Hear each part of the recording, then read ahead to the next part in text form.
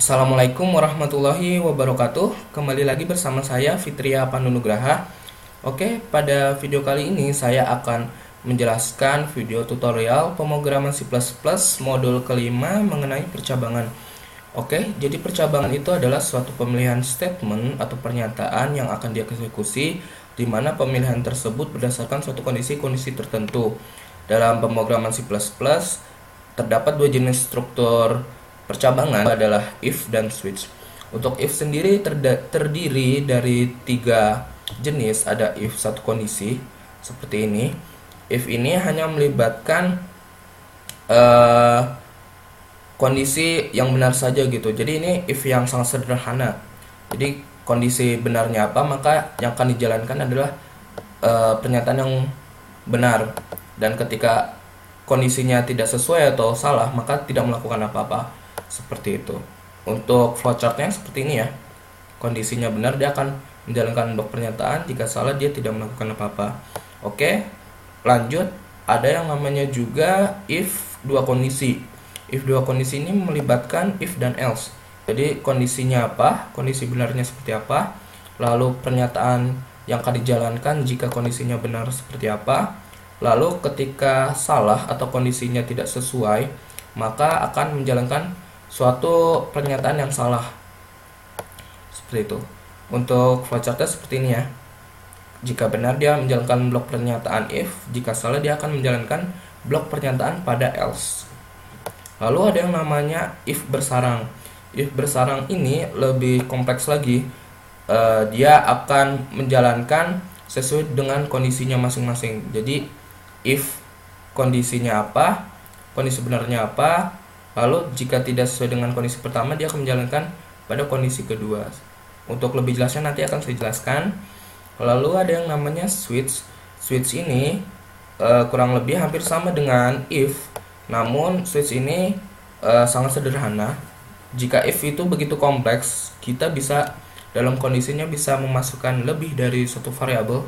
Sedangkan untuk switch ini dalam ekspresinya atau kondisinya kita hanya bisa memasukkan satu variabel saja, seperti itu.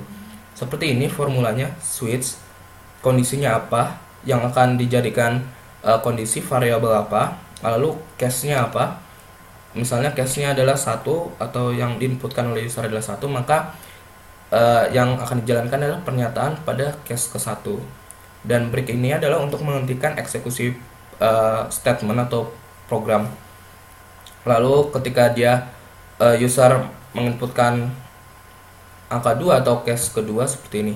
Lalu ketika user tidak menginputkan 1 atau 2 atau yang berada dalam case, maka default ini adalah akan menjalankan pernyataan default dalam default, seperti itu. Oke, untuk lebih jelasnya silakan teman-teman buka Microsoft Visual Studio 2010. Lalu buat file projectnya, file project C++ ya, dengan nama terserah. Di sini saya menamakan modul kelima. Lalu pada directory source files-nya silakan teman-teman buat file C++-nya. Di sini saya namakan modul 5 CPP.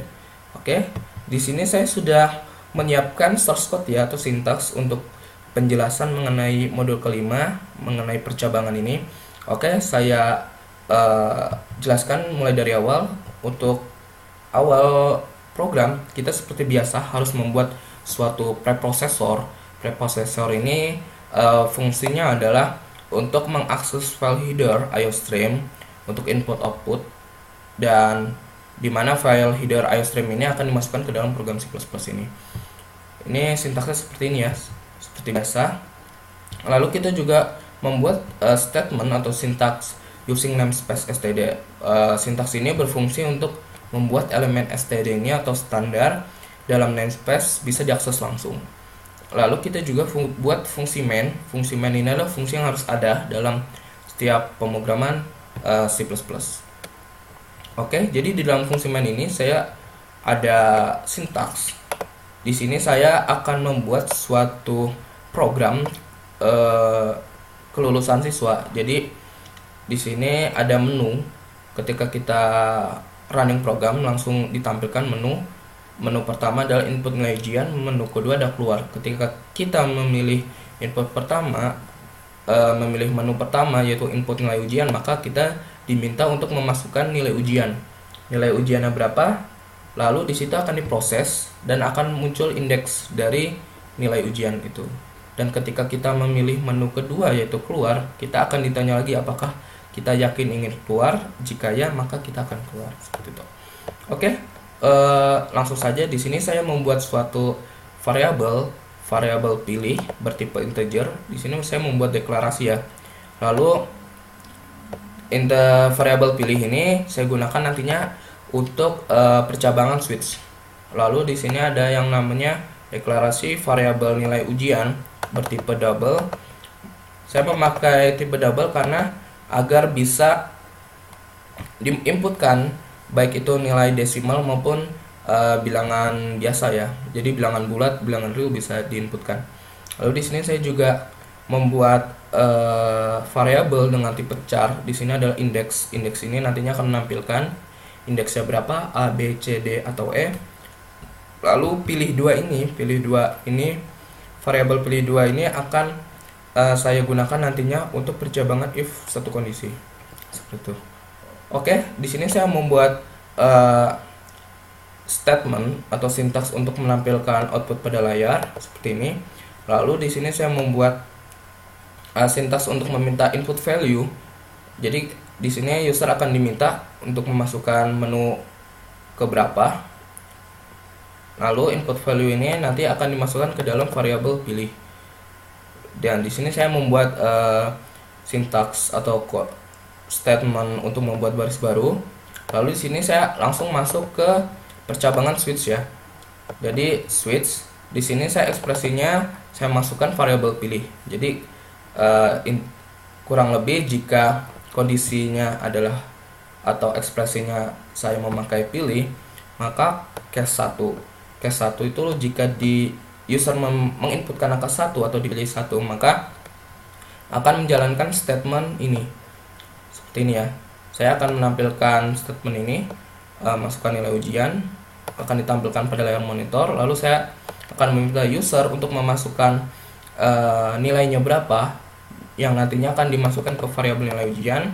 Lalu saya membuat baris baru dan di sini saya langsung membuat suatu program if bersarang atau percabangan if bersarang.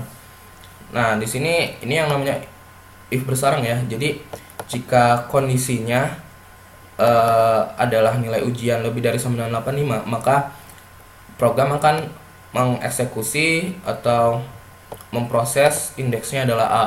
Tapi jika dia tidak lebih dari 85, maka kita lihat lagi kondisinya apa. Jika nilai ujiannya lebih dari 75, maka dia akan memproses indeks B seperti itu. Diproses lagi. Lalu yang terakhir adalah jika nilai ujian tidak lebih dari yang kondisi-kondisi di atas, maka dia akan langsung masuk L saja. Langsung indeksnya ini. Seperti itu. Ini ya yang namanya if bersarang ya. Lalu setelah user menginputkan value, sesudah menginputkan value, maka langsung ditampilkan indeksnya berapa.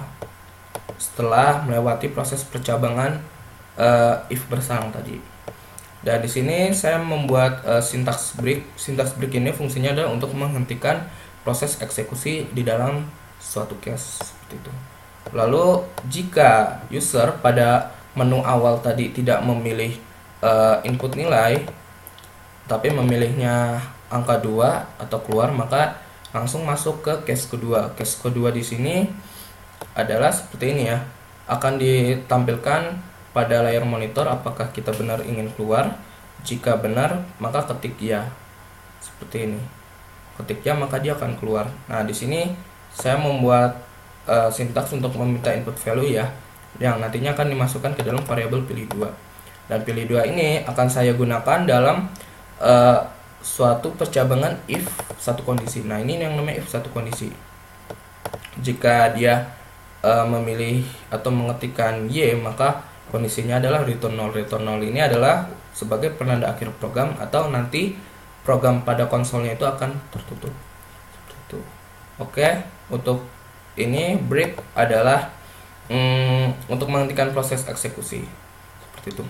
Oke, untuk switch case ketika kita tidak memilih case 1 atau case kedua, tidak memilih antara yang berada dalam case itu, maka secara otomatis kita akan dilarikan ke default. Jadi defaultnya ini saya membuat suatu sintaks untuk tampilan output. Jadi isinya adalah Anda memasukkan input yang salah seperti itu.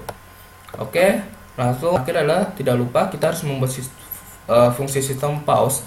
Ini digunakan sebagai fungsi jeda atau menahan tampilan saat program dijalankan. Lalu return 0 ini seperti biasanya adalah nilai balikan 0 atau penanda akhir program. Seperti itu. Oke, kita coba jalankan ya. Dengan mengklik icon ini atau pada keyboard silakan klik F5.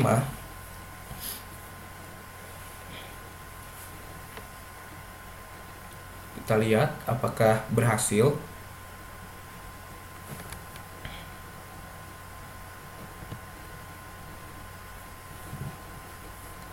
Sedang proses build di sini.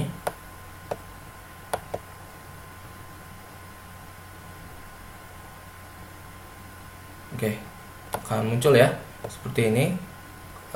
Namanya adalah kelulusan siswa. Ada dua menu. Seandainya saya memilih menu pertama, saya ketikkan angka 1, maka kita akan diminta untuk memasukkan nilai ujian. Nilai ujiannya berapa? Misalnya saya memasukkan angka 90, maka indeksnya adalah A, seperti itu.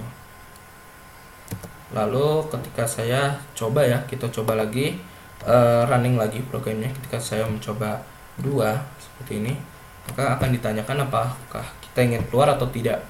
Maka ketika kita Y pilih ya, maka program akan tertutup seperti itu. Oke, itu ini ya sedikit dari saya mengenai percabangan.